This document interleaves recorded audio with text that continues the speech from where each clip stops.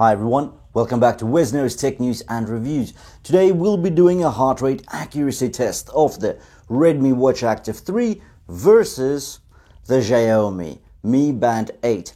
And of course the benchmark will be the Polar H10 ECG chest strap. So to set the rules of this engagement, I was skipping for 10 minutes at the gym. I've had the heart rate strap on and these two trackers were on my wrists as well.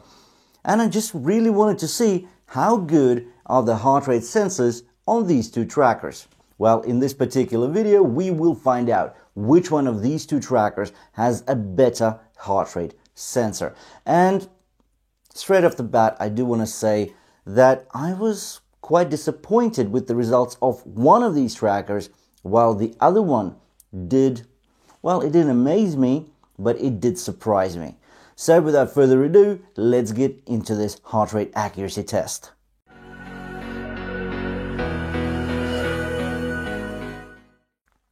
So just before we jump into the metrics and the numbers and the results of this test, let me actually tell you very quickly about these two trackers. So first up, the Redmi Watch Active 3. Well, yeah, it's a good big tracker, 1.83 inch LCD display, 450 nits of brightness, so quite large, quite bright, but not AMOLED, LCD. There is no always on display here, there is no auto brightness. Now with the Mi Band 8, 600 nits of brightness, so very bright, 1.64 inch AMOLED display, so slightly smaller than the Redmi Watch Active 3, but it's brighter, it gets always on display, and it also gets an ambient light sensor for the auto brightness. In regards to the features and functions, very much similar sensors. So you got the heart rate sensor, stress sensor, SpO2, aka blood oxygen saturation sensor. They both monitor your sleep, pretty much very similar technology. In regards to sport modes, on the Mi Band 8 we get 150, on the Redmi Watch Active 3 we get 100. So again, lots and lots of sport modes, no GPS on both. Now, with regards to special features, well, with some future updates on the Mi Band 8, we get NFC, and right now, so we don't have to wait for any updates, on the Redmi Watch Active 3, we get a speaker and a microphone, meaning that you can do Bluetooth calls right off your wrist.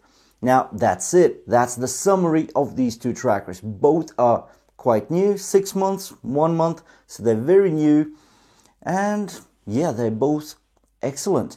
If you haven't seen my reviews of these two trackers, I will be leaving links at the end of the video.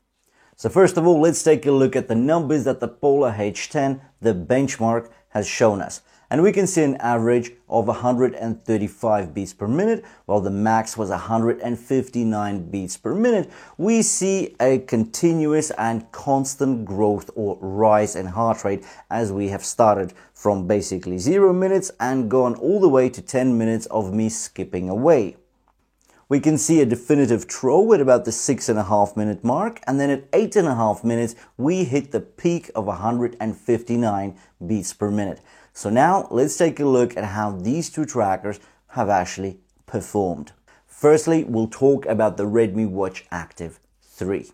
So here we see an average of 129 beats per minute, while the max was 140 beats per minute. And what that means is that the average is actually 4.4% under the benchmark, while the max is out by 12%. And that is quite significant. Now, let's take a look at the result from the Mi Band 8, and then we'll talk about the holistic result. The average heart rate on the Mi Band 8 came up with 133 beats per minute, while the max was 158 beats per minute. So technically, just 2 beats per minute under on the average and 1 beat per minute under for the max. If we talk about where the max actually occurred, so on the Polar H10, it happened on the 8.5 minute mark. Well, with the Mi Band 8, it sort of happens just after the 9 minutes. Close, and we can see it's sort of in the last peak of the session, so it sort of makes sense. And again, having a difference of 1.5% on the average and under 1% for the max, the Mi Band 8 has performed much better than the Redmi Watch Active 3. Now, as we can see from the chart on the Redmi Watch Active 3, the chart is basically, you can't see a slope there. There are 3 peaks, there are 2 troughs, and the max heart rate is in a completely wrong place. It's somewhere in the middle. It's not at the end. So it's just not looking right. And that max value of 140 beats per minute versus the 159 on the Polar H10, I think that's a bit too big of a difference.